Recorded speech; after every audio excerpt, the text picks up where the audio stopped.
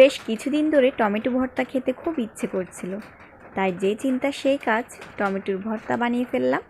So আজকের ভর্তাটা একটু অন্যরকম হবে, আর এই রেসিপিটি দেখার জন্য পুরো ভিডিওটি আপনাদেরকে দেখতে হবে। সো আমরা সাধারণত যেটা করি, টমেটোর ভর্তাটা আমরা ফার্স্টে তেলে নিই, তারপর মেখে নিই। তারপর এখন আমি যেটা তৈরি করে দেখাবো সেটা কিন্তু আমি তেলে অন্যরকমভাবে কুচি করে তারপর শিলপাটায় বেটে আজকের এই রেসিপিটি আপনাদেরকে দেখাবো। সো চলুন তাহলে মূল রেসিপিতে যাওয়া যাক।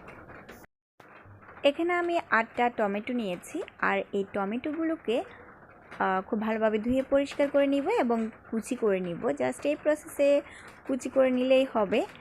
তো এইদিকে আমি চুলায় একটা কড়াই বসিয়ে দিলাম এবং এই কড়াইয়ের মধ্যে কিছু কাঁচামরিচ নিয়ে নিলাম।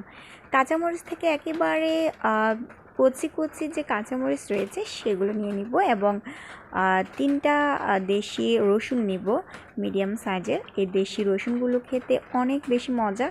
সো চেষ্টা করবেন যে দেশি রসুনটা খাওয়ার জন্য।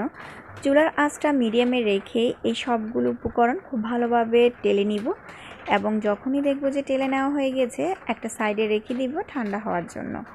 তো যাই হোক ভিউয়ার্স, আপনাদেরকে একটা কথা শেয়ার করি, সেটা হচ্ছে আপনারা যারা আমার চ্যানেলে নতুন ভিউয়ার্স তারা প্লিজ আমার চ্যানেলটিকে সাবস্ক্রাইব করে দিবেন এবং পাশে থাকা বেল বাটনটি ক্লিক করে দিবেন, যাতে করে পরবর্তী ভিডিওগুলো ছাড়ার সাথে সাথে নোটিফিকেশন আপনাদের কাছে পৌঁছে যায়। আর যারা পুরাতন ভিউয়ার্সরা আছেন অলরেডি আমার চ্যানেলটিকে সাবস্ক্রাইব করে আমার পাশে আছেন, তাদেরকে জানাচ্ছি অসংখ্য ধন্যবাদ।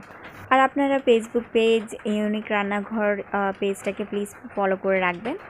টেলে নেওয়া হয়ে গেছে, এবার আমি টমেটো কুচিগুলো টেলে নিব সেম প্রসেসে। সো আমার আসলে ভিডিওটা অন করা হয়নি, যার কারণে টমেটো যে টেলে নেওয়া হয়েছে সেটা আসলে ভিডিও করা হয়নি। সো সেজন্য দুঃখিত। সো এখানে টমেটো কুচিগুলো টেলে নেওয়ার পর এটা শিলপাটার সাহায্যে বেটে নিব।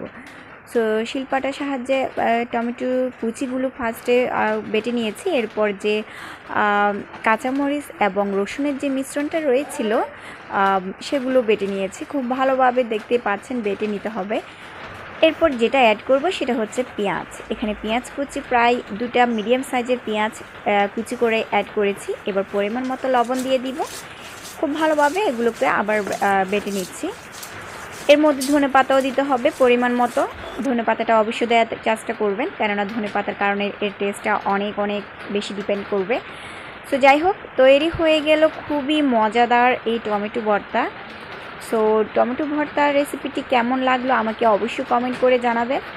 সো দেখতে পাচ্ছেন কতটা টেস্টি লাগছে, কতটা ইয়াম্মি লাগছে, আর খেতে কিন্তু অনেক অনেক অসাধারণ হয়েছিল। তো যাই হোক, আজ আর নয়, সবাই ভালো থাকবেন, সুস্থ থাকবেন। আজকের মতো বিদায় নিচ্ছি। দেখা হবে পরবর্তী একটা ভিডিওতে নতুন কোনো একটা রেসিপি নিয়ে। তো আজকের মতো বিদায়, আল্লাহ হাফেজ।